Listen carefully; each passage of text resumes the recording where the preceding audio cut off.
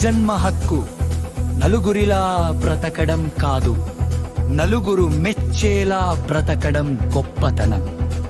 స్వేచ్ఛ అనేది ఒక వరం, దానిని సాధించడమే మన లక్ష్యం. శివాజీ